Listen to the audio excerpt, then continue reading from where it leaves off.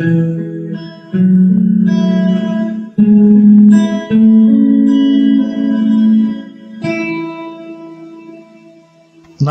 let's talk about margin and padding.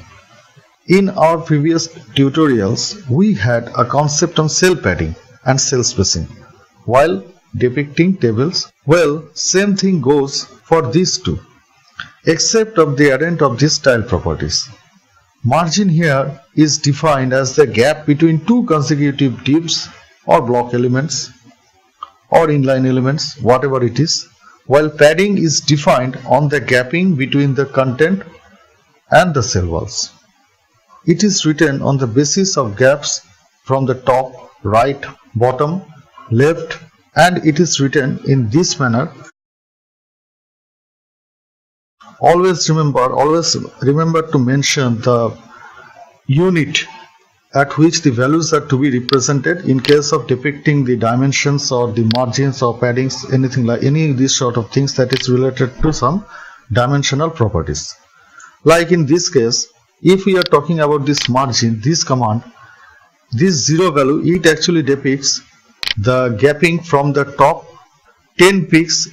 It defines that the gap between the right wall and the blocked element from the right. 20 pixels is defined as the margin from the bottom, and 10 pixels is defined as the margin from the left. As we may see in this case, this is the top. That means in this case the value from the top is 0 pixels. Then comes the right 10 pixels. Then comes from the bottom it is 20 pixels, and then comes from left it is 10 pixels. And it always presents the clockwise direction, and it never goes the other way around in the anti-clockwise direction. And same thing is followed in case of padding. While defining padding, you should have followed the same properties as you have followed in case of margin. Now the values could be different.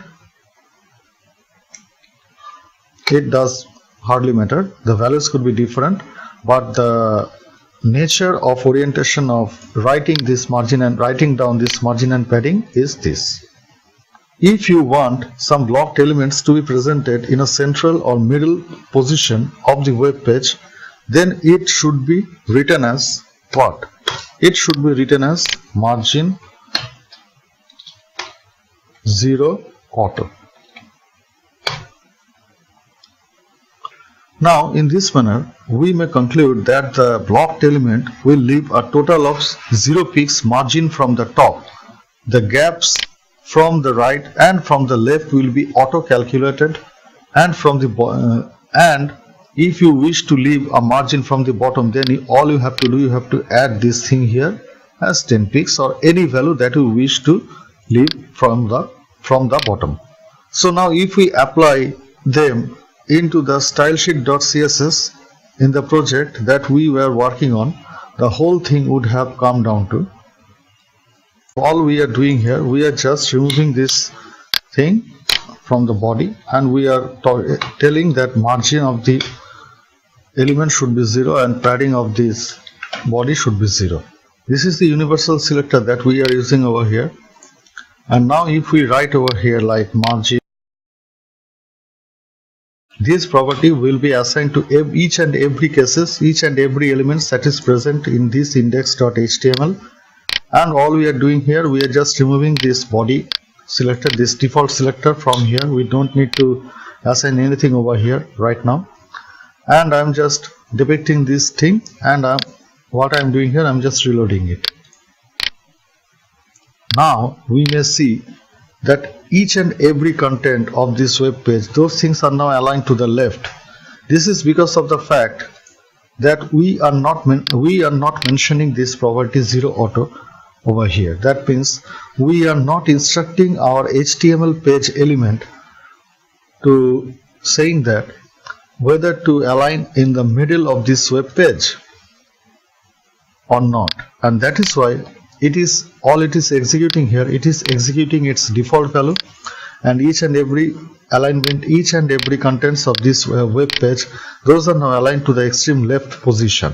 So if we want to remove this contents into the middle of this web page, all we need to do, we need to write over here as margin 0 auto. If we write it over here, then all we can see, now get back to your project, reload, and you may see that all these things, those things are now lying in the centralmost position. Those things are now lying in the central position. But this is not actually a very good practice to provide this margin 0 auto property over here. So this is not an ideal place to cite this margin 0 auto condition. You may write it down over here, like as if in this case margin 0 padding 0. Come back to your web page and reload, and you see that it is aligned in extreme left condition again.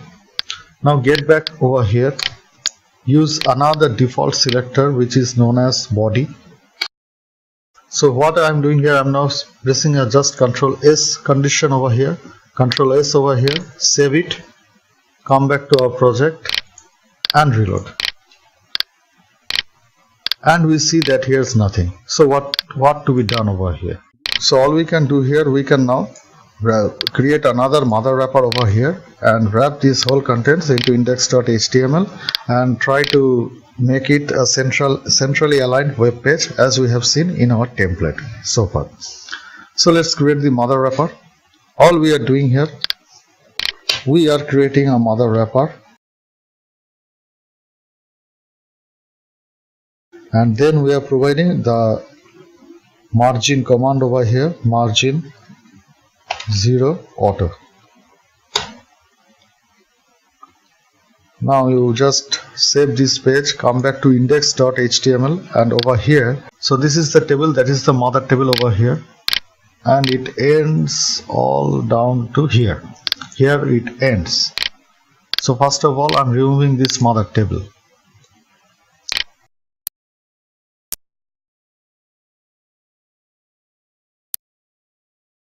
Then come on the top position, remove this table which were giving a height of, which were giving a gap of 10 pixels that had been created to create a gap of 10 pixels from the top.